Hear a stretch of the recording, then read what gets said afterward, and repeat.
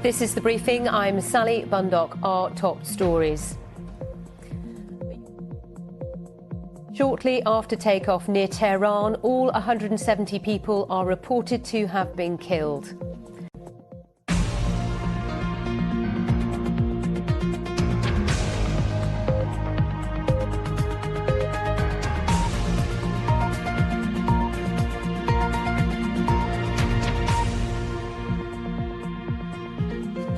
Welcome to the programme. I'm Sally Bundock. We begin with breaking news. A Ukrainian airliner carrying 180 people has crashed shortly after taking off from Tehran's international airport.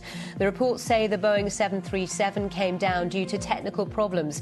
Iranian state television has just said all on board have been killed. Well, I have with me our news reporter Gareth Barlow, who's been looking at all the latest news. Gareth, what more can you tell us? This was a Boeing 737-800 aircraft operated by Ukraine International Airlines. It was taking off from the Imam Khomeini airport in Iran. It was originally reported 180 people on board. That figure has now been revised to 170 people on board. And according to state media in Iran, everyone on board has died in this incident. The Iranian Red Crescent is also being quoted as saying there is no chance of finding passengers alive. A spokesperson for Iran's civil aviation organisation said the plane was on fire and they were sending crews to the site of the crash. Satellite tracking of the aircraft suggests it crashed very shortly after takeoff in what looks to be hilly, slightly rugged terrain. And this plane was delayed, wasn't it, for an hour before takeoff? We don't know why that is, and we are being told there's technical reasons as to why this has happened. That's the reports in Iranian state media, that technical problems were behind this incident. We, like you say, know that this aircraft was delayed by an hour, but there is no indication as to what caused this. For their part, the manufacturer, Boeing, of this 737-800 says it's aware of reports in Iran and is gathering more information. That's as much as they've put out at the moment. And also there's no indication either at all that there's any link between what's happened with this air crash and the conflict with the United States. Absolutely nothing to suggest that. Of course, though, people will be questioning that. We've seen an awful lot of activity around that region. You obviously are following these strikes by Iran on these American bases. Interesting to note that the US Federal Aviation Administration only a few hours earlier had prohibited US civil aviation carriers from operating in airspace above Iraq and Iran and in the waters around the Persian Gulf and the Gulf of Oman. All right, thank you very much indeed. Gareth Barlow there, who's monitoring this for us here in our newsroom in London. But now let's talk to Niels Hansford, who's chairman of Strategic Aviation Solutions. And he joins us from Port Stephen in New South Wales.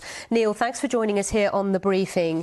Obviously, we don't know very much at all about the cause of this crash. The details are very scarce right now, but give us your reaction to this news. Very surprising, because the aircraft is only 3.5 years old. The 737-800 is an absolutely cornerstone of short-haul aviation in the Western world, and Ukrainian has not been a carrier of concern. And the fact that it's coming out of Khomeini Airport you'd start to wonder, because the level of transparency is probably not going to be high, but they are suggesting technical, but the aircraft was delayed for an hour now. I don't know whether there was what the weather conditions were in Khomeini Airport, but if there had been icing or fog or something, that could be contributing. Of course, when we first saw the newswire flash Boeing 737, everybody thinks about the 737 MAX fleet, which is grounded worldwide. As you say, this particular aircraft is one that's extremely reliable. Absolutely. It is the cornerstone, state-of-the-art before Boeing went on its folly with the MAX 8. So I'd really have some concerns that an aircraft so soon after takeoff would have actually crashed. It's gone in basically with the maximum number of passengers.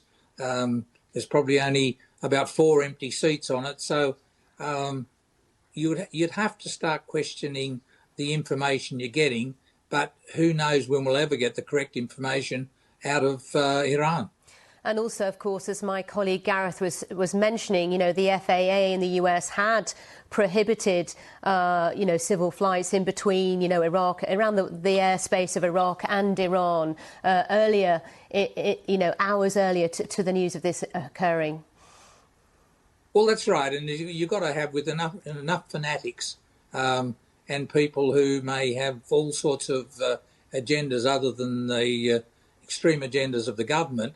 You just don't know what else would have happened, but you don't know where you'll get to the truth. But it's so soon after takeoff. One of the things that I haven't had a chance to look at the weather conditions is whether there'd been icing on the aircraft.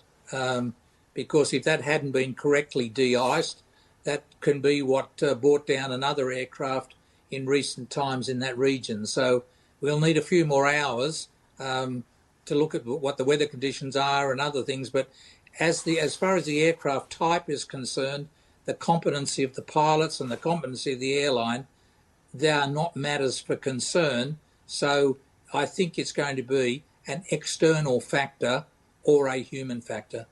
All right, we appreciate your time. Neil Hansford there, Chairman of the Strategic Aviation Solutions, giving us his take on that story. We're keeping a very close eye on more details.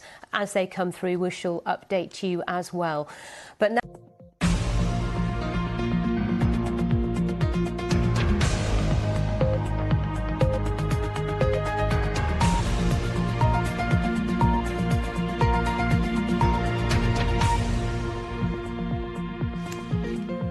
We begin with the breaking news of a Ukrainian passenger jet plane has crashed shortly after takeoff from Tehran, killing at least 170 passengers and crew. Rescue workers say there were no survivors. The Ukraine International Airlines Boeing 737 was bound for Kiev.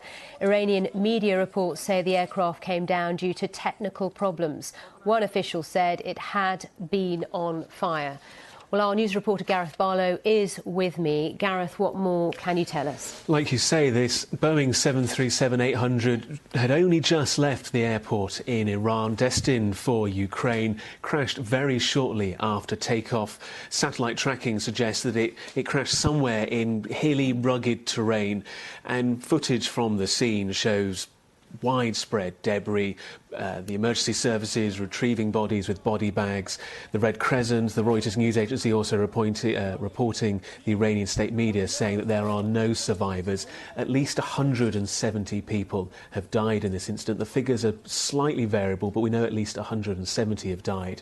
And emergency services being quoted saying the fire was so heavy they couldn't do anything to perform a rescue. They had ambulances and helicopters, but unable to help. It's far from clear the cause of this crash. We know the flight was delayed by an hour and it was quite soon after takeoff. What we're being told is technical issues. Yes, that's what state media is reporting, technical problems. It's an incredibly good aircraft. It has a very reliable safety record, and the 737-800 is operated by lots of airlines around the world. It's very unusual for them to crash at all, let alone just after takeoff. This plane was only about 3.5 years old, so it's very new, very modern, very technical aircraft. Obviously, we're being told that there were technical issues, but there's no more information than that. And just for those who may be thinking about the 737 MAX, this is a completely different aircraft. The 737 MAX entire fleet has been grounded globally, hasn't it? Yes. Since last year. Since last year. This is the 737-800. For their part, Boeing, the aircraft manufacturer, has put out a statement saying it's aware of the reports in Iran and it's gathering more information at the moment. That's all they've said so far. And where this plane crashed, just outside the international airport in Tehran, it was quite difficult terrain to get to, wasn't it, for those who were trying to get there, rescue workers, etc.? Yes, footage from the scene we're seeing on the flight radar at the moment. As it leaves the airport, it travels towards more rugged mountainous terrain. You can see some of the reports and the footage from the scene showing, debris covering a wide area and no real discernible parts of an aircraft. It is completely scattered and lots of small pieces, meaning it's very hard to try and ascertain any survivors or the number of people killed and equally quite what caused this. And in terms of the current conflict between Iran and the US, there's no reason to believe there's a connection. There's no reason to believe there's a connection. Obviously, though, many people will be looking to see if there is a connection, but there is no credible information thus far to suggest there is so. It is worth noting, though, that the US Federal Aviation Administration, just a few hours previously, had prohibited all US civil aviation carriers from operating above Iraq and Iran and in the waters, or above the waters of the Persian Gulf and the Gulf of Oman. That's all American airlines, but other international airlines have followed suit as well. So there were concerns about that airspace, but nothing to suggest that this is linked to that incident and the events in Iran in recent hours. OK, thank you for now. Gareth Barlow, who's keeping a close eye on all the developments for us here in our newsroom in London. But now let's talk to Jonah Fisher, our correspondent in Kiev. Jonah, a terrible, terrible accident. We assume it's an accident at this point. What reaction has there been in Kiev? Yeah, it's 8 o'clock in the morning here in Kiev. This is the time when that flight, this Ukrainian Airlines flight, was due to arrive here in Kiev, if indeed it had flown as scheduled. In the last half an hour or so, obviously, people here have been waking up to this awful, awful news. We've just had a statement put out by Ukraine's President, Volodymyr Zelensky. I'll just read it to you. In fact, I can't read it to you because my phone is frozen, but there has been a statement in which he called it very scary, sad news. He talked about it in terms of it being a disaster. Certainly that's the phrases that have been used widely here. The Foreign Ministry has echoed that, saying that a disaster had happened and the plane had fallen near Tehran shortly after takeoff. So terrible news. We've not had anything from the airline, Ukrainian International Airlines, at the moment. It's a privately owned company here in Ukraine. This plane, of course, a 737-800, very much a workhorse of aviation, particularly in this part of the world. Not the, as you mentioned there, the 737 MAX that has had safety problems. So yeah, people here just finding out this awful, awful news. We're waiting to see passenger lists. Of course, that's what will likely come out next, and we'll find out exactly how many people are on board. The estimates here vary from anything between about 167 people on board that plane and 180. And Ukraine International Airlines, as you've mentioned, a private company. The aviation analyst I spoke to recently saying, you know, they've got a great track record in terms of safety. Yeah, look, anyone who's flown on Ukrainian International Airlines will know it's not a flash airline. Many of its planes are kind of solid workhorses like this. You don't get any frills on board, but it does have a good safety record. We've been going back through the files. We can't see any record of any sort of recent crash or problem with Ukrainian Airlines aircraft. So, yes, as you mentioned, it does have a pretty solid safety record. And as for now, we simply don't know what has caused this. All we can go with at the moment is the official information being put out by Iranian state media describing this as some sort of technical problem. Yeah, as you say, a technical problem. The plane was delayed from taking off initially.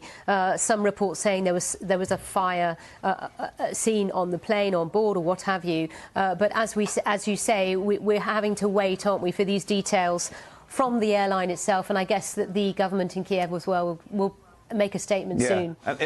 I've just managed to get my phone to work, so I can tell you in full now what the we had from the president here, Volodymyr Zelensky. I'll just read it to you.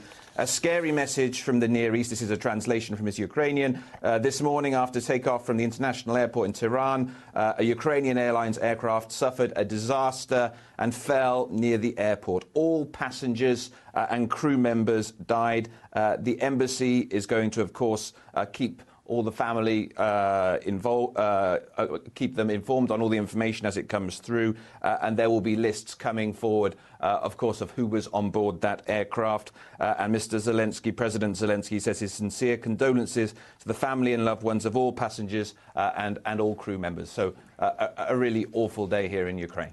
Thank you, Jonah Fisher, who is with us, joining us from the capital, Kiev. Well, let's now talk about...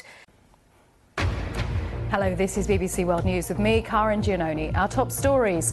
A Ukrainian passenger jet crashes minutes after takeoff in Iran. All 170 people on board are reported to have been killed.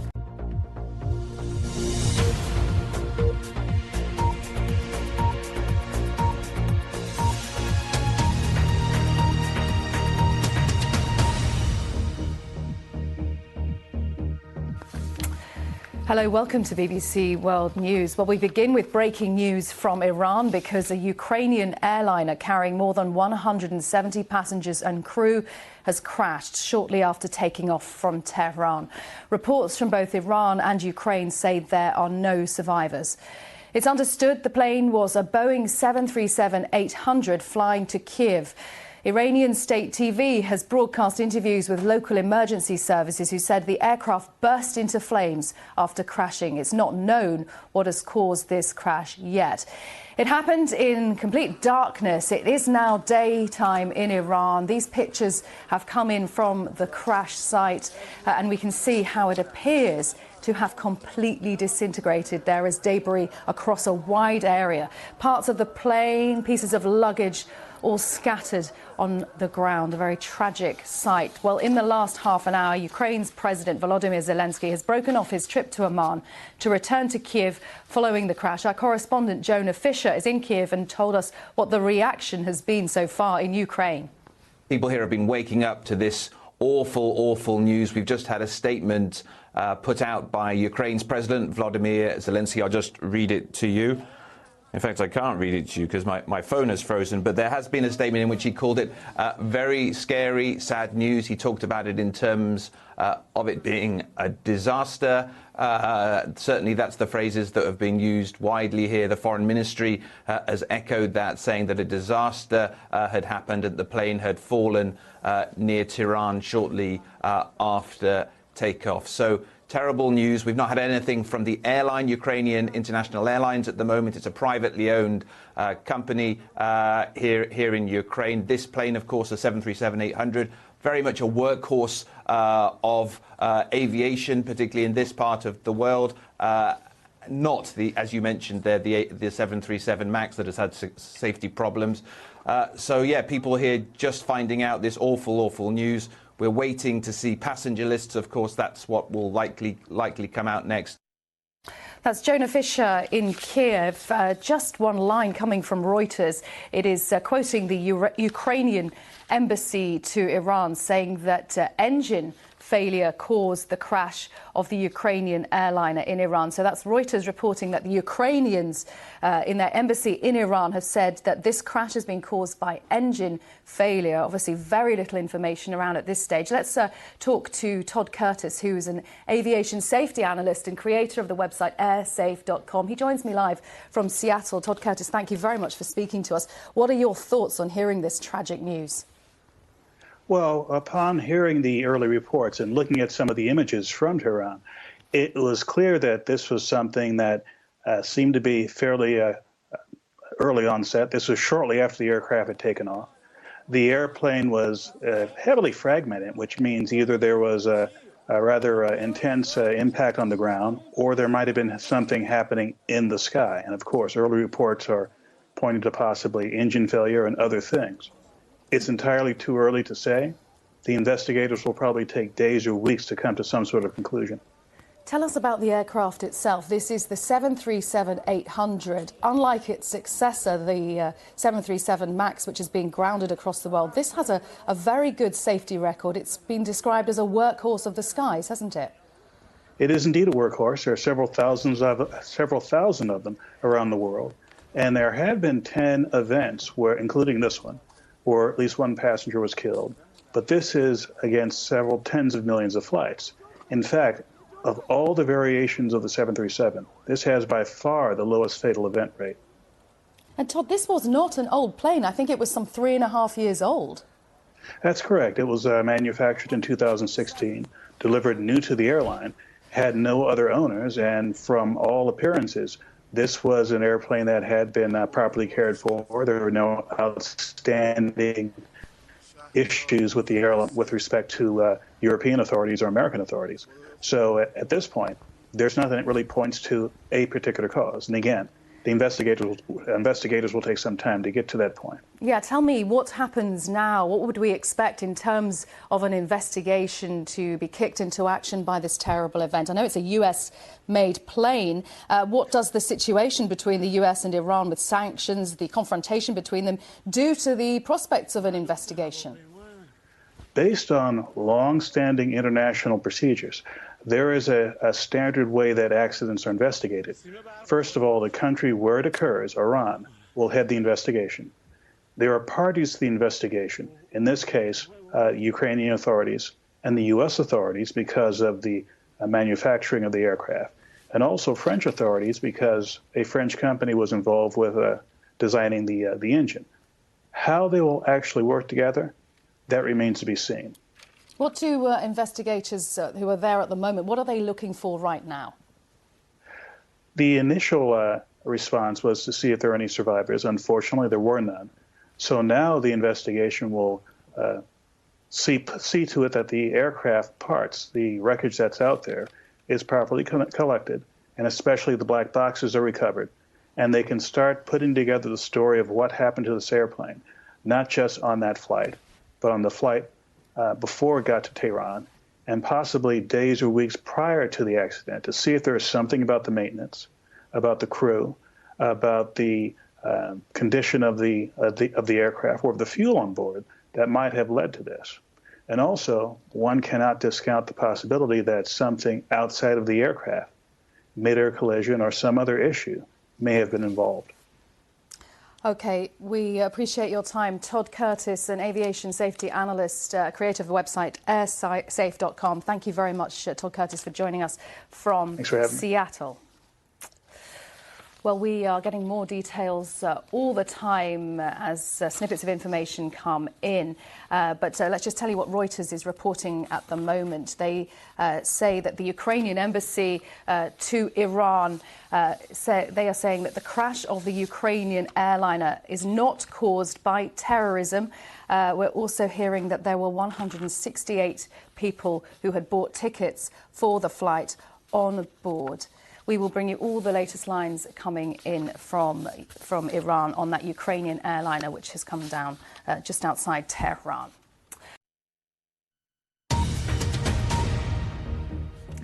Hello, I'm Karen Giannoni. This is BBC World News. The headlines. A Ukrainian passenger plane carrying at least 170 people has crashed shortly after taking off from the Iranian capital, Tehran. Rescue workers say there are no survivors. The Ukraine International Airlines Boeing 737 was bound for Kiev.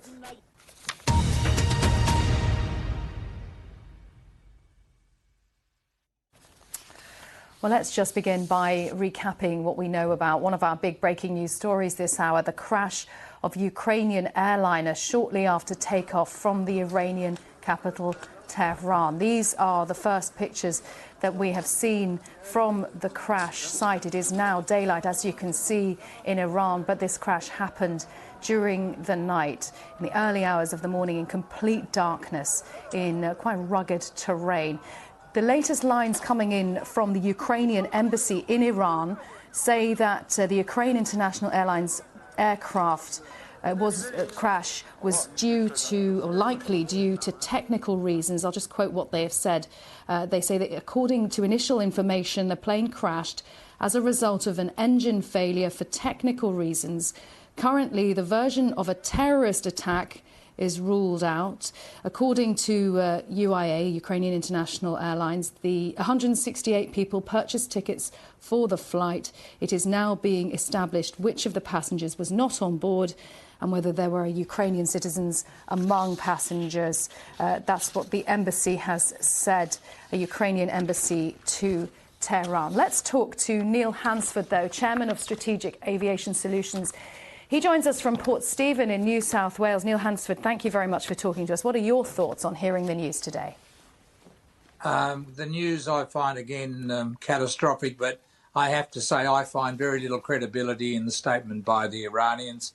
This is a proven aircraft being flown by an airline that's had a very good record. It's got a rating of 6 out of 7 for its technical competence. The fact that it had flown 8 minutes and then has had some catastrophic event, I don't believe it. You're not going to lose 2 engines under those circumstances. And I think the whole credibility of the reports to date are very questionable. Well, this actually, I mean, we were saying the quote was from the Ukrainians, the Ukrainian embassy in Iran, saying that according to the initial findings, at least, this was the result of an engine failure for technical reasons. We did hear reports that the plane had been delayed for about an hour before takeoff. That could have been weather. I had a look at the weather conditions, and it was minus, certainly below freezing, and at that point you would have icing on the wings, and you have to de-ice before the aircraft can take off. So that can quite commonly cause a delay, whether you're at Heathrow or anywhere else, while you de-ice the wings. So since it was taking off under freezing conditions, but the fact that it's flown for 8 minutes, that's probably not going to be a contributor. But this airline's had a good history. It's a fairly modern Boeing fleet. This aircraft is under 3.5 years old. It's flown a very straight flight once it's left Khomeini Airport. And if there was maydays, which the pilot would give out, or audio signals, they would be being reported by the authorities. So the whole thing, to me, has a real gap in credibility. Yeah, and we have very, very little information at the moment, very little in the way of confirmed information. What we are seeing while you're speaking is footage of the wreckage itself. It seems to be spread over a wide area. What does that tell you about what happened in its final seconds? Well, it's come down from altitude, and you know, you're 8 minutes into the flight, so you've reached a very substantial altitude. So if it's been hit or fallen out of the sky, it would obviously be spread over a very wide area. But as we saw when the MH17 was down, you're able to recover the pieces and put it together. But how will the investigation go with the tensions in Iran to allow the Americans as the builder, the Ukrainians as the operator, and the French as the manufacturer of the engines? To get that level of cooperation will be exceedingly difficult to ever get the truth about the death of what appears to be 168 innocent people. Yes, I was going to come to that and ask you, I mean, what would normally come into place, kick into action after something terrible and tragic like this? With an American-made plane, a Boeing, the National Transportation Safety Board would arrive, Boeing would arrive. I mean, in this kind of diplomatic confrontation that we have at the moment, what are the prospects? A great difficulty, and the other point you've got is the two vital pieces that you need is the cockpit voice recorder and the data recorder, and we would hope that if they are recovered, that they, from the fall from this altitude, that they're not damaged, because once they go to an independent organisation to assess them, we will know if there's any catastrophic failure of the engines. But this is totally uncharacteristic for this aircraft. This aircraft's had, unlike the MAX 8 problems, this aircraft is the cornerstone of what we all fly on around northern and southern hemisphere for short-haul flights. And there's no history of an aircraft losing two engines. And if this was in developed Europe, I think you'd be fine. We'd be getting a lot more information and we'd get a lot more truth, because we would know if the pilot had made a mayday call or there'd been any communications. We are not being told of any communications, and the pilots, no matter what happened, would have been able to get a message away. OK, we are out of time. Neil Hansford, thank you very much. Still very, very early days as the information gradually starts to emerge from what has happened in Iran. That's Neil Hansford joining us from Australia there. He is chairman of Strategic Aviation Solutions. And of course, as he pointed out, this was not a Boeing 737 MAX, which has been grounded. We've heard so much about it in recent years. This was a Boeing 737-800 plane. Now, let's turn to...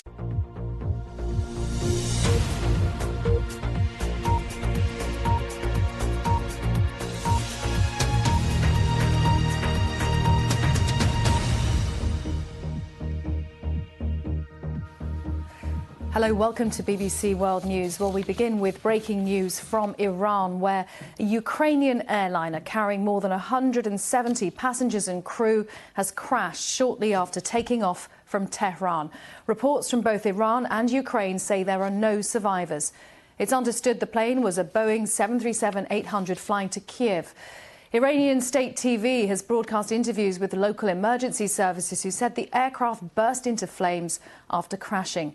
It's not known what caused the crash. James Waterhouse has the latest. The moment the 737 burst into flames and fell from the sky. It came down close to the Tehran airport where it had taken off. Medics say it's impossible that any of the 176 people on board could have survived. It was on its way to the Ukrainian capital, Kiev. The government there says it sent a crisis group to investigate. In a statement, the President Volodymyr Zelensky said he sends his sincere condolences to the relatives and friends of all passengers and crew.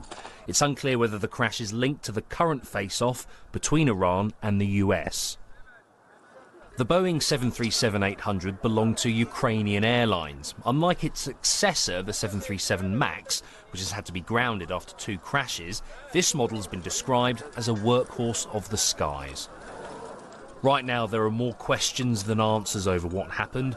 The only thing clear is the sheer loss of life. James Waterhouse, BBC News. Well, let's go to Kiev now and talk to our correspondent Jonah Fisher, who is at the airport. Jonah, unimaginable news for relatives whose loved ones were on this flight. Yeah, absolutely. We are just getting details this morning of exactly how many people were on board that flight. We've had a press conference which is underway in this building. We are hearing that 168 passengers were on board that flight and 9 crew members, making 177 people in total. As that report there stated, the indications from Iran are that nobody has survived that crash.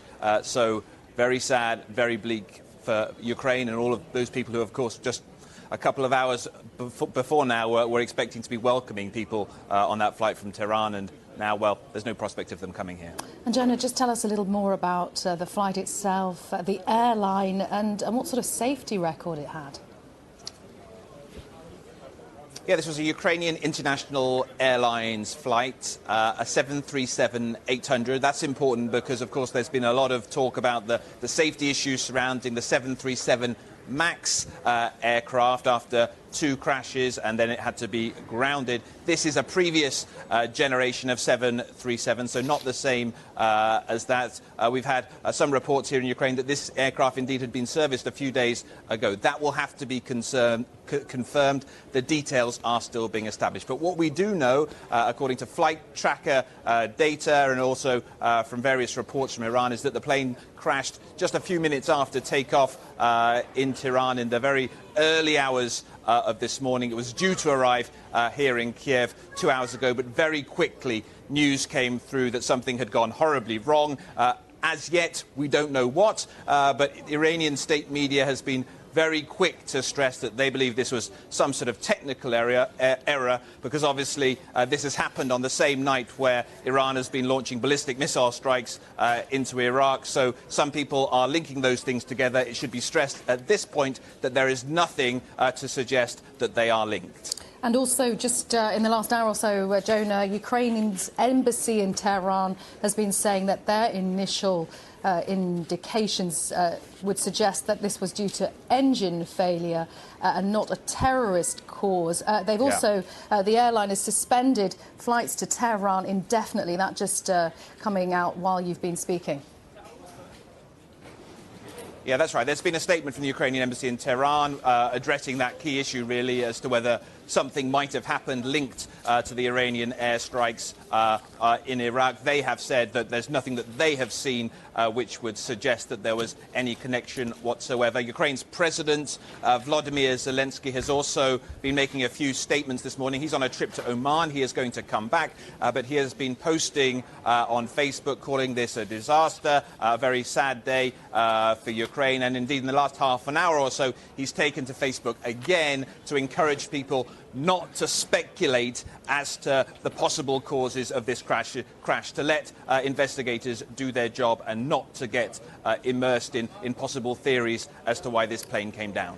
OK, Jonah, for the moment, Jonah Fisher there at Kiev's International Airport. A very sad scene as the news of that crash filters through. Well, Todd Curtis is an aviation safety analyst and creator of website airsafe.com. I asked him what his thoughts were on hearing the news. Based on long-standing international procedures, there is a standard way that accidents are investigated. First of all, the country where it occurs, Iran, will head the investigation.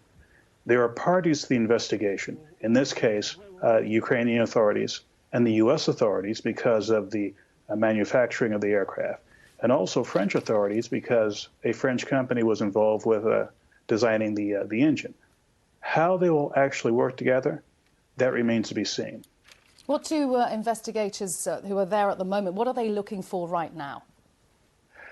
The initial response was to see if there are any survivors. Unfortunately, there were none. So now the investigation will see to it that the aircraft parts, the wreckage that's out there, is properly collected, and especially the black boxes are recovered. And they can start putting together the story of what happened to this airplane, not just on that flight, but on the flight before it got to Tehran, and possibly days or weeks prior to the accident, to see if there is something about the maintenance, about the crew, about the condition of the aircraft or of the fuel on board that might have led to this. And also, one cannot discount the possibility that something outside of the aircraft, mid-air collision or some other issue, may have been involved. That's aviation expert Todd Curtis speaking to me from Seattle on the news that we believe 177 people have been killed in the crash involving a Ukrainian international airline 737-800. We'll bring you all the very latest lines that we get on that breaking story. Let's turn to our other breaking news, though, of the last few days. Hello, this is Work Live from BBC News with Sally Bundock and Corinne Giannoni. Iran hits back at the United States. Missile attacks on US troops in Iraq give another jolt to oil prices. We're live, we're in London. That's our top story today, Wednesday, the 8th of January.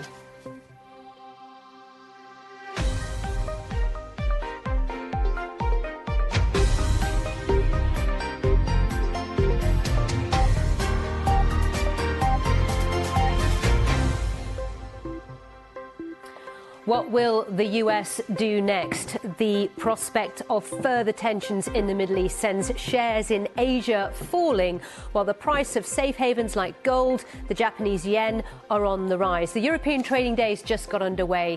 We'll tell you all you need to know. Also in the programme, a Ukrainian International Airlines plane crashes shortly after takeoff from Tehran. More than 170 were on board the Boeing aircraft. It's reported none survived. Do let us know your thoughts on anything you see on the show. Just get in touch using the hashtag BBC WorkLife.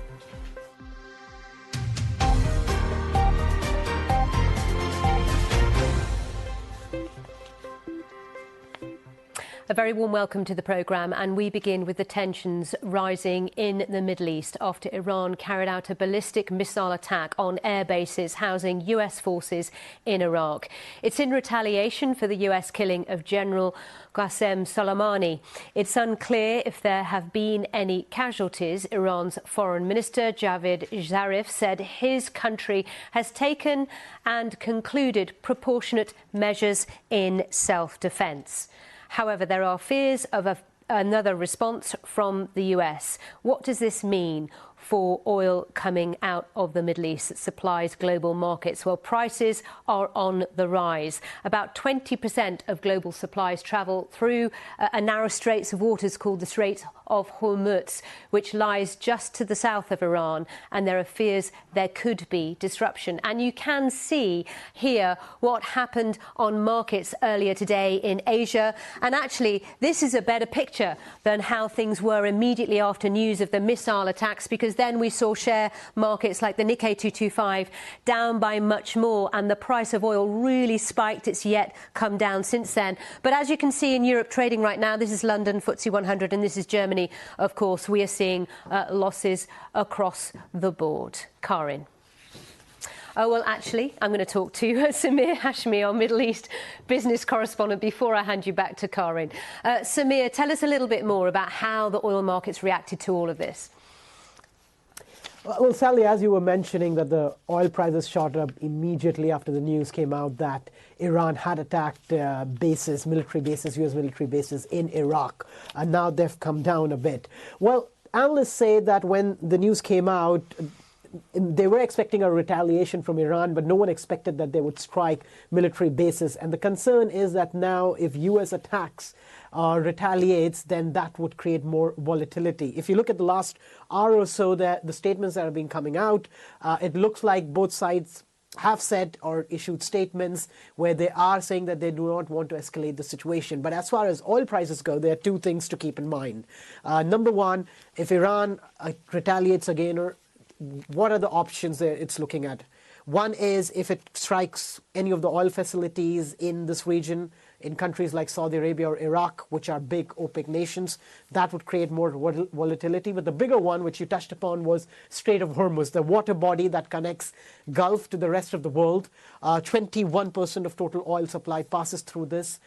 Iraq, UAE, Saudi Arabia, all the big oil nations, producing nations in this region supply to some of the biggest consumers of oil in the world, which includes China, India, and South Korea in Asia. So clearly, I think the next 2 days there will be volatility. It depends really what is the next course of action which US adopts, or even what Iran goes for.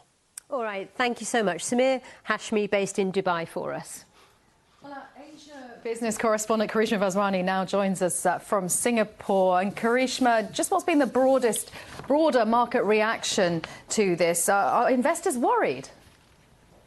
Well, I think, it's fair to say that they were very worried when they woke up to the news of this attack in the early hours of the Asian morning. Since then, however, what we've seen is share markets here recover some of those losses. As Sally was mentioning earlier, the Nikkei 225, I should say, average in Japan, it had gone down by about 2.5% at the beginning of the day. It's now closed the day at around 1.5% lower. And you've seen that trend throughout Asian markets today, recovering from some of their losses. But longer term, many of the analysts and traders that I've been speaking to have said that investors are continuing to put their money into safe haven assets like gold and the Japanese yen. And of course, there's the commercial impact where we've seen some airlines in the region, Singapore Airlines and Qantas, for instance, changing and adjusting their flight paths in order to make way or to factor in the potential escalation of conflict in the region.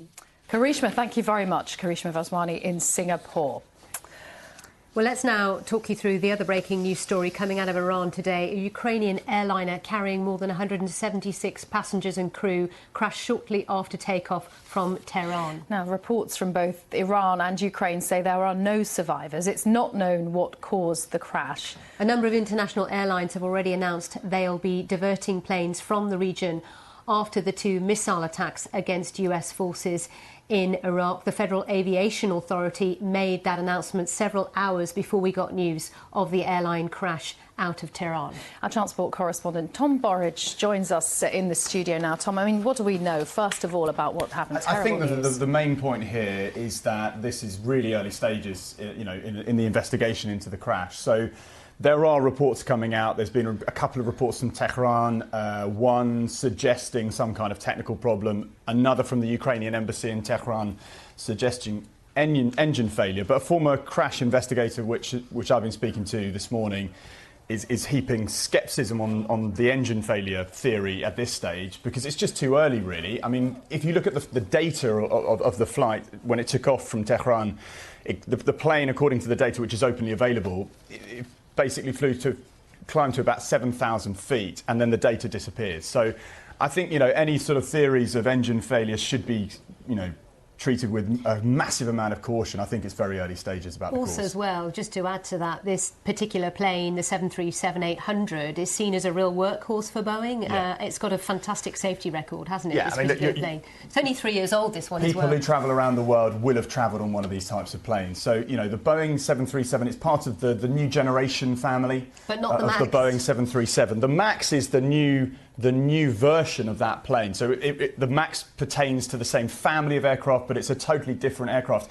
And really, people will be familiar with the two crashes linked to the MAX. That the reasons behind those two crashes, as far as we know, really were due to modifications of the plane. So there's nothing at all suggesting that this crash is linked to the previous two. And I think, what we're getting now is a bit of detail. I mean, the Ukrainian foreign minister tweeting quite recently about the people who were on board the plane. Most of those on board were Iranian, a large number of Canadian citizens, according to him, some Ukrainian citizens, 3 British nationals, although that hasn't been confirmed by the authorities here in Britain. And we're just hearing more and more airlines starting to reroute flights around that whole region. Yeah, I mean, so some action was already been taken before this incident, but since then we've heard that Qantas, as Karishma was saying, has also rerouted a very small number of flights. But I think, airlines are taking action. There is concern. I think, it's early stages. Again, we don't have any evidence to suggest that the tension and the missile strike overnight is any way linked to this incident.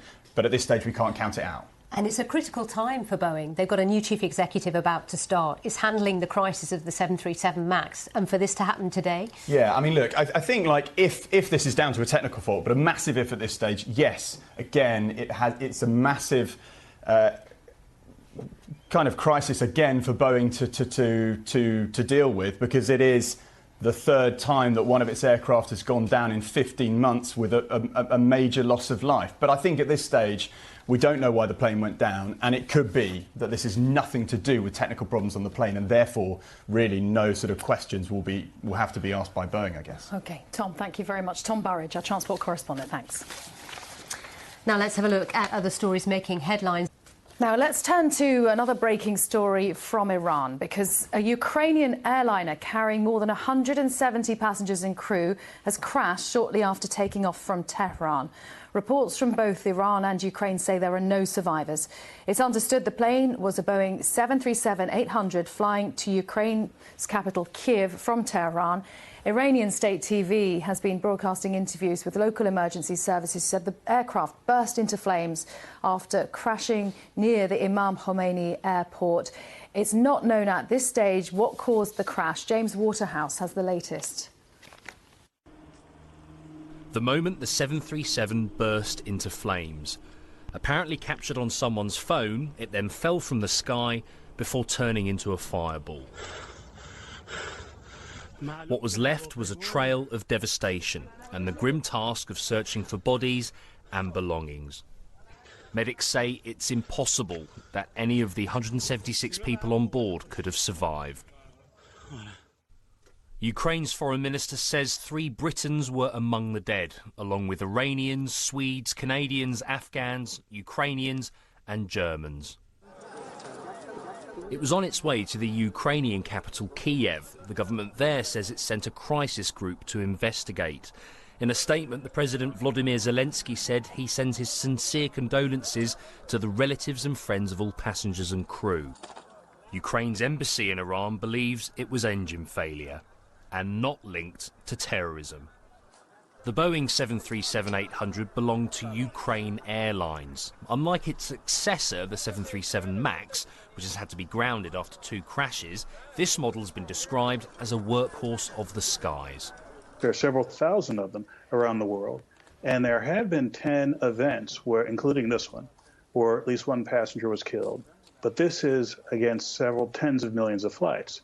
In fact, of all the variations of the 737, this has by far the lowest fatal event rate. Right now, there are more questions than answers over what happened. The only thing clear is the sheer loss of life. James Waterhouse, BBC News. Well, indeed, so many questions, not many answers about what happened. I've been speaking to Todd Curtis, who is an aviation safety analyst and creator of the website airsafe.com. I asked him for his thoughts about what may have happened. Based on long-standing international procedures, there is a standard way that accidents are investigated. First of all, the country where it occurs, Iran, will head the investigation.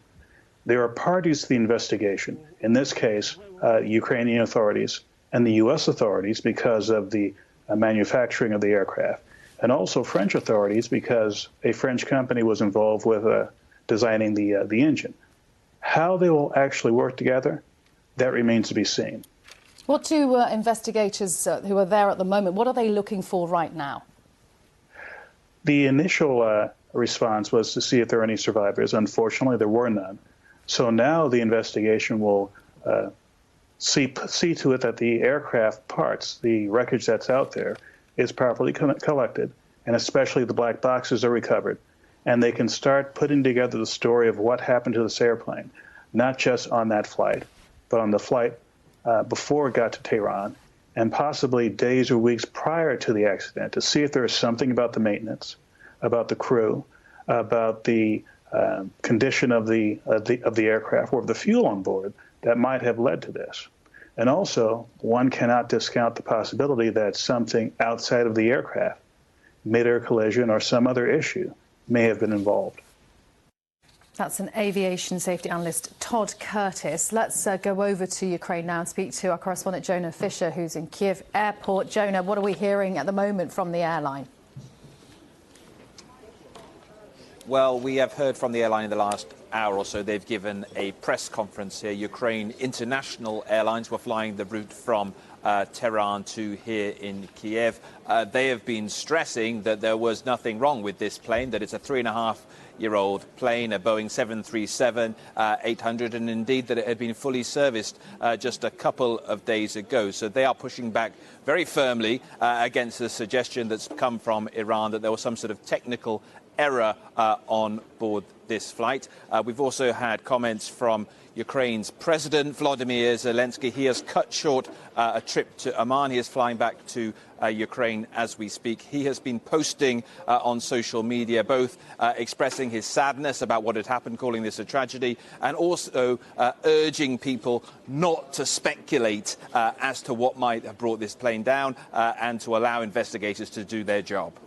Jonah, we're going to just look at some video of the crash that has been circulating. It is very dramatic and distressing footage, but basically it shows that the plane burst into flames very quickly, and then later that the debris area was particularly wide, showing some kind of explosion on impact. Yeah, clearly that's going to be one of the focuses of the investigation, and then people will have to get to the bottom of that. I think what President Zelensky is trying to dampen down is the immediate link that some people, particularly on social media, have drawn between what happened last night in the broader picture in terms of Iranian missile strikes on military bases in Iraq and the downing of this aircraft. Plenty of people have been posting, suggesting there was a link between the two. I think President Zelensky is going out of his way to try and dampen that down and try and say, let investigators do their job, let the details come out. Yes, of course, we can all see that there seems to have been an extreme coincidence, shall we say, about the timing of this, but at the moment no evidence has been put forward to suggest, for example, that it was brought down by a rocket. Jonah, thank you very much. Jonah Fisher there at Kyiv International Airport on a very tragic day for people who had been waiting for their relatives to come back to Kiev on that flight. Let's turn to other news. Well, also in Iran, a Ukrainian airliner carrying 176 passengers and crew crashed shortly after takeoff from Tehran. There were no survivors. It's understood the plane was a Boeing 737-800 flying to Ukraine's capital, Kyiv. Iranian state TV broadcast interviews with local emergency services who said the aircraft burst into flames after crashing near the Imam Khomeini airport. It's not known what caused the crash. James Waterhouse has the latest. The moment the 737 burst into flames. Apparently captured on someone's phone, it then fell from the sky before turning into a fireball. What was left was a trail of devastation and the grim task of searching for bodies and belongings. Medics say it's impossible that any of the 176 people on board could have survived. Ukraine's foreign minister says 3 Britons were among the dead, along with Iranians, Swedes, Canadians, Afghans, Ukrainians and Germans. It was on its way to the Ukrainian capital, Kiev. The government there says it sent a crisis group to investigate. In a statement, the President Volodymyr Zelensky said he sends his sincere condolences to the relatives and friends of all passengers and crew. Ukraine's embassy in Iran believes it was engine failure and not linked to terrorism. The Boeing 737-800 belonged to Ukraine Airlines. Unlike its successor, the 737 MAX, which has had to be grounded after 2 crashes, this model has been described as a workhorse of the skies. There are several thousand of them around the world, and there have been 10 events, where, including this one, where at least one passenger was killed. But this is against several tens of millions of flights. In fact, of all the variations of the 737, this has by far the lowest fatal event rate. Right now, there are more questions than answers over what happened. The only thing clear is the sheer loss of life. James Waterhouse, BBC News. Let's talk to our transport correspondent, Tom Burridge. Just a few hours after this terrible event has happened, there are some pictures, as we know, purportedly showing an aircraft coming down. I would just explain where we are in terms of facts. Well, I mean, I think, as you say, Tim, the very earliest stages on this, and the Iranians will lead the investigation, the Ukrainians will be heavily involved. I mean, normally, because Boeing is an American aircraft manufacturer, the Americans would be involved, but of course diplomacy will dictate that angle of things. I mean, there is some openly available data online from Flight Radar 24, and that shows really that the plane took off as normal. It climbed to about 8,000 feet shortly after takeoff, and then the data simply disappears. We don't have any data showing that the climb sort of started to be less steep for a period of time, and we don't have any data when the plane descends. Now, that suggests, and only suggests at this stage, some type of catastrophic incident on board the plane. Now, that's a very broad term I'm using there because we can't say what caused that type of incident. That would be anything to sort of suggest why that happened would be speculation at this stage. But, I mean, you know, it's unusual that might happen. There have been these reports earlier that there might have been an engine failure on the plane. I think at this stage, again, we have to treat that with a massive, massive dose of caution. Far too early to say. Far too early. And also, an airliner like the Boeing 737 NG, the 800, as was this aircraft, would be designed to fly with an engine failure. I mean, you know, there are engine failures, they do happen, and normally an aircraft could keep going. There's another airport nearby to Tehran. They could have requested landing there. They could have really spun the plane round and looped and probably gone in for landing back at the airport. So something major has gone wrong on that plane. At this stage, though, I think we're left guessing to some extent. How old is the plane? Who was on board? Relatively new, a matter of years. There's a mix of nationalities. There's a lot of Iranians, a lot of Canadians. Now, Canada has a massive Ukrainian diaspora, big links between Canada and Ukraine. So for that sense, that's not massively surprising. 3 British nationals on board, a mix of other nationalities too. So, you know, it will be an international investigation, but the Iranians, as I said, will lead it because the crash happened on their territory. That's the protocol. And the safety record of this particular airline?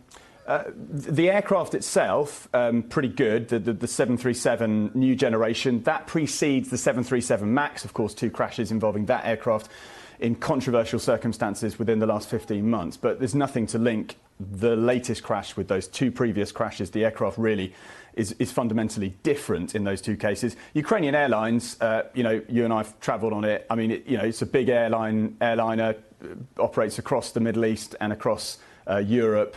You know, the safety record of Ukrainian Airlines is pretty good too. So, you know, at this stage, I think, you know, the investigation has to be allowed to take its course. Normally, after 2 weeks, there'll be a preliminary report. It'd be interesting, given the diplomacy in that region, whether we do get a sort of decent 2-week report, as would normally be the case. OK, Tom, with the latest on that. Thank you very much indeed. Tom Burridge here on BBC World News. If you want to get the latest information, also check out online at bbc.com/news on your phone or tablet. Just looking at the top stories at the moment, obviously the main story for us, Iran targets US troops with missile strikes. And if you just go into that and scroll down, you can see the latest reaction and analysis. Also, crude oil prices jumping after missile attacks. Go back into the other story and then back down, reaction to Iran's attack on US forces there with live pictures. So if you haven't downloaded the app yet on your phone or tablet, do so. Let's look at another main story, though, today, because also in Iran itself, a Ukrainian airliner carrying 176 passengers and crew crashed shortly after takeoff from Tehran. There were no survivors. It's understood the plane was a Boeing 737-800 flying to Ukraine's capital, Kyiv. Iranian state TV has broadcast interviews with local emergency services who said the aircraft burst into flames after crashing near the Imam Khomeini airport. It's not known what caused the crash. James Waterhouse, though, has the latest. Could these be the last moments of the 737? These images, shown on Iranian state TV, appear to show it falling from the sky before turning into a fireball. What was left was a trail of devastation and the grim task of searching for bodies and belongings. Medics say it's impossible that any of the 176 people on board could have survived. Ukraine's foreign minister says 3 Britons were among the dead, along with Iranians, Swedes, Canadians, Afghans, Ukrainians and Germans. It was on its way to the Ukrainian capital, Kiev. The government there says it sent a crisis group to investigate. In a statement, the President Volodymyr Zelensky said he sends his sincere condolences to the relatives and friends of all passengers and crew.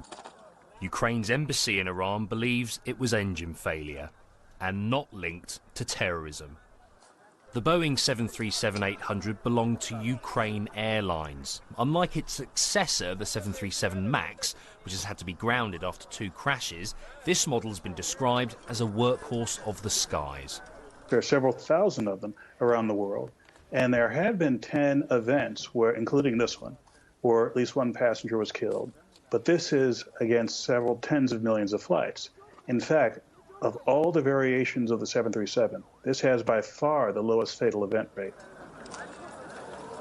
Right now, there are more questions than answers over what happened. The only thing clear is the sheer loss of life. James Waterhouse, BBC News. Well, I've been speaking to our transport correspondent, Tom Burridge. He explained that the investigation might be slightly different to other recent plane crashes. The Iranians will lead the investigation. The Ukrainians will be heavily involved. I mean, normally, because Boeing is an American aircraft manufacturer, the Americans will be involved, but of course diplomacy will dictate that angle of things. I mean, there is some openly available data online from Flight Radar 24, and that shows really that the plane took off as normal. It climbed to about 8,000 feet shortly after takeoff, and then the data simply disappears. We don't have any data showing that the climb sort of started to be less steep for a period of time, and we don't have any data when the plane descends.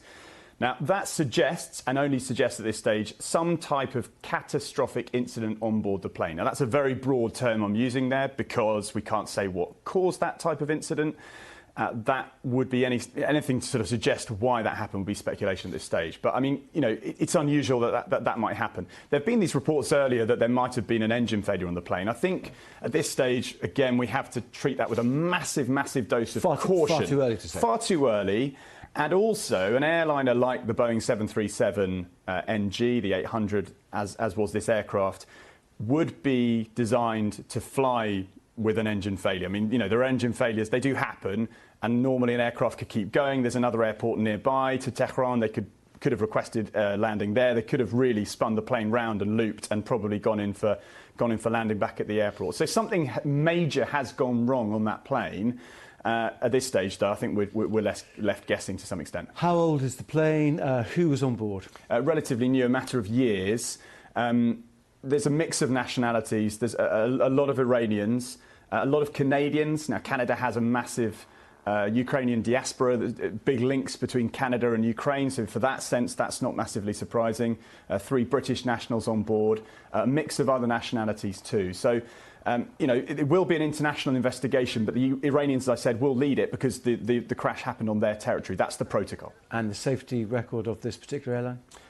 The aircraft itself, pretty good. The 737 new generation, that precedes the 737 MAX, of course, 2 crashes involving that aircraft in controversial circumstances within the last 15 months. But there's nothing to link the latest crash with those two previous crashes, the aircraft really is fundamentally different in those two cases. Ukrainian Airlines, you know, you and I've travelled on it. I mean, it's a big airliner, operates across the Middle East and across Europe. You know, the safety record of Ukrainian Airlines is pretty good too. So, you know, at this stage, I think, you know, the investigation has to be allowed to take its course. Normally, after 2 weeks, there'll be a preliminary report. It'd be interesting, given the diplomacy in that region, whether we do get a sort of decent 2-week report, as would normally be the case. Our transport correspondent Tom Burridge. Well, in the meantime, Ukraine's embassy in Iran has released a new statement overriding its earlier comments, this time omitting engine failure as the cause of the crash. Our correspondent Zana Bezpiatchuk joins us now from Kiev. And Zana, I mean, there must be a huge sense of shock where you are now. Yeah, exactly. That's a very emotional story, and the ambience is very emotional here. Many passengers coming from all over the world just trying to find out why there are so many journalists at this international airport, what actually happened. And of course, the question that is raised by everybody who is following the story, whether this aircraft could have really been hit by a ballistic missile. That's probably the most important for people now to grasp, apart from the huge tragedy, sorrow that people feel. And of course, many ask the question, where are now the relatives of the passengers? We know that there were at least two persons who were waiting here at this airport for their loved ones. They were looking at the announcements, and they didn't realize what actually happened till the very last moment, and they got to know the first news from the journalists. And far too early for anyone to actually be able to identify what brought this plane down. But strange, perhaps, that the embassy should immediately have said that this was engine failure and nothing else. Exactly. Many people here in Ukraine find this very strange, and everybody paying attention how the rhetoric of the Ukrainian authorities changed just within 1-2 hours. First, we heard that, yes, most probably it was just about the failure of the engine, but later on, the representatives of the airline company, for example, said very clearly that they asked everybody to wait for the results of the official international investigation, and they won't comment on any possible causes for this aircraft crash. But what they mentioned, that first the aircraft was very sound, technically sound. It was checked out fully on January 6th. There were no problems technically with that aircraft. The crew was very experienced. They don't, the representatives of the airline company for the moment, they don't see the reasons why any kind of mistake could have been happened. And they think that the most important for the moment is to wait for the investigation. OK, Zana Bezpiatchuk in Kiev. Thank you very much indeed. You are live with Tim Wilcox on BBC World News. Still to come, we'll have now another major news story coming out of Iran in the early hours as well. A Ukrainian airliner carrying more than 176 passengers and crew crashed shortly after takeoff from Tehran. There were no survivors. It's understood the plane was a Boeing 737-800 flying to Ukraine's capital, Kiev. Iranian state TV broadcast interviews with local emergency services who said the aircraft burst into flames after crashing near the Imam Khomeini airport. It's not known what caused the crash. Our correspondent Zana Bezpiatchuk is at the international airport in Kiev, where the plane was meant to arrive. She explained what the atmosphere was like there now. That's a very emotional story, and the ambience is very emotional here. Many passengers coming from all over the world just trying to find out why there are so many journalists at this international airport, what actually happened. And of course, the question that is raised by everybody who is following the story, whether this aircraft could have really been hit by a ballistic missile. That's probably the most important for people now to grasp, apart from the huge tragedy, sorrow that people feel. And of course, many ask the question, where are now the relatives of the passengers? We know that there were at least two persons who were waiting here at this airport for their loved ones. They were looking at the announcements, and they didn't realize what actually happened till the very last moment, and they got to know the first news from the journalists. Well, that's the latest on the ground from Kiev International Airport. Let's go live to Professor Graham Braithwaite, a professor of safety and accident investigation at Cranfield University. It's very early days, Professor Braithwaite. There is some footage purporting to show a plane coming down. What can we say for certain at the moment? So at the moment, what will be happening is an investigation team will be being put together, and the international convention is the state in which the accident has occurred. In this case, Iran will lead that investigation, and they will need to try and capture as much evidence as they can. Some of it will be perishable, perhaps damaged by people visiting the scene. Some of that information might be somewhere else. So for example, this aircraft underwent maintenance 2 days ago. That's information that also needs to be collected. But normally that investigation also includes other states. So obviously Ukraine has an interest and they would be part of that investigation. But traditionally, so would the state of manufacture. In this case, the US would normally participate through the National Transportation Safety Board. They would normally bring Boeing into the process, specialists who can help in the investigation. And clearly that's unlikely to happen in this case. So they will need to look for support from other nations, particularly with things like flight data recorder, the black box analysis. I think they've been recovered, haven't they? Just to be clear, I mean, Ukraine Airlines is a reputable airline. The plane has a good safety record, doesn't it? Absolutely, and the 737 next generation, which this aircraft is one of, is the most prolific airliner out there. There are approximately 7,000 of that next generation aircraft were built. 5,000 of them were 800 series. This aircraft's only 3 years old, so you know this is a very safe, reliable, proven product. Briefly, I mean, it's twin engined, isn't it? But designed to fly just with one. Absolutely. So if the footage appears to be correct and there is an engine that appears to be on fire, you would expect, and airlines practice many times for an engine failure on takeoff, critical phase of flight, but to be able to deal with a single engine failure. So that will be another area for the investigators to look at. Was there original technical failure? And assuming that there was, how did the crew respond to that? OK, Professor Braithwaite, thank you for joining us here on BBC World News. You are live with Tim Wilcox, still to come.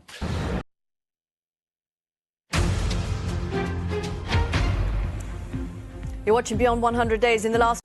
Also on the programme, the Iranians say they've recovered a black box from the Ukrainian passenger jet that crashed in Tehran shortly after takeoff, killing 176 people on board.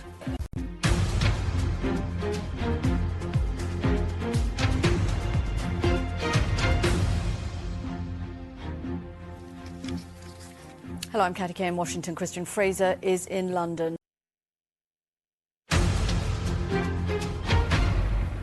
This is Beyond 100 Days. I'm Catty Kay in Washington. Christian Fraser is in London. Our top stories, we'll see.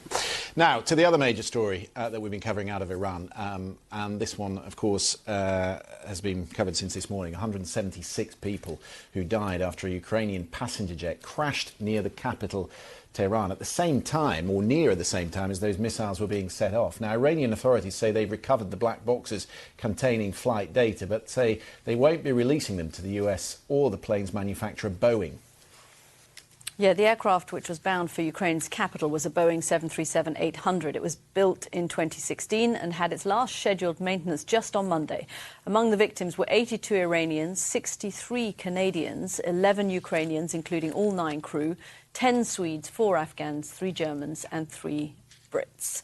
For more on what might have gone wrong, I'm joined now by Michael Goldfarb. He's former Chief of Staff to the Federal Aviation Administration. Michael, thanks very much for coming in. There is a line coming out, you and I were just talking about it off air, from Reuters saying that Western intelligence agencies think that this could have been an engine overheating, perhaps, that caused this. What do you make of what went on? Well, I think that's pure speculation. If an engine overheated, planes are meant to fly on more than one engine. So the kind of catastrophic nature of the loss of communications and what was reported to be the immense fire, it doesn't really speak to that. Now, we have to caution that we don't know at all whether it's terrorism, whether it's mechanical, or what might be the problem. One thing that was said about the black box that needs clarification, The black box, so-called black box, the flight data recorder specifically, would not come to the U.S. It would go to the originating country, Iran, and they would ask the help of both Ukraine and the 2 or 3 others that are really good at this, Britain, France, and then the United States. The notion that Boeing would be kept out of this investigation is an awful story. Number one, it sets the MAX plane back, because as long as this takes, the FAA is not going to give a green light to get that plane in the air, given the fact that the MAX and this next generation plane are so similar. So all that has to be worked out over time, and hopefully it will be. The idea that it could have been engine failure, so just to clarify this, if one engine failed, presumably the other one should be able to kick in and ought to be able to land at least, shouldn't it? To turn around and go back. This plane has had a problem with uncontained engine failures. So a blade would come off the plane, hit the cowling or the casing. The casing would break off like it did in Philadelphia, where that one woman was unfortunately killed coming out of the plane, and that would cause a catastrophic potential loss. That's a possibility, and this plane has a tendency to that and needs to be looked at. But there's many kind of catastrophic failures with engines, and it's so early to make those kind of judgments. I think the bad news for Boeing, if it is mechanical, is that we have to start, how often are we going to be here talking about Boeing? I mean, let's get it together, Boeing. I hope the new president, CEO, does some stuff.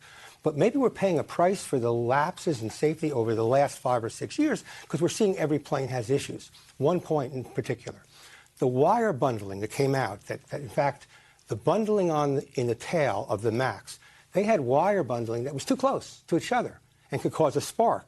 They're also looking at the 737 next gen for that. That's incredible to me, that an engineer would design something where those things were too close. So what's happening with the building of these planes and with the maintenance of these planes? Michael, just to be clear on the investigation, I mean, under international law, the state of occurrence is Iran. So they do have a role in the investigation. But, of course, the design and the manufacturer is Boeing. They also have a role. But it's not going to be that easy, is it? Because the two sides don't talk to each other. So are we ever going to get to the bottom of this? Well, look, let's remember other examples. We had Egypt there, where we had different views between the NTSB, the Egyptians, the State Department. Given what's happening in Iran and between the United States, given the lack of trust, it just compounds the problem that much more, where there would already be some sense of distrust. So we have Iran, we have Ukraine involved in this, and then we perhaps have others to look at those black boxes. But I think it's kind of a mess on that level, on the aviation safety level. Of course, if it's terrorism, it's a whole other thing. But by the way, the flight data recorder will tell whether something hit that plane on the outside or there was something catastrophic internal that brought it down suddenly. Michael, thank you very much for joining us. And just to reiterate, initial assessment, according to Western intelligence, is that they don't think that it was terrorism or that it was brought down by some sort of missile. Lots of airlines, though, now avoiding Tehran airspace and Iraqi airspace, not too surprisingly. Yeah. And as Michael says, how long are we going to be talking about Boeing for?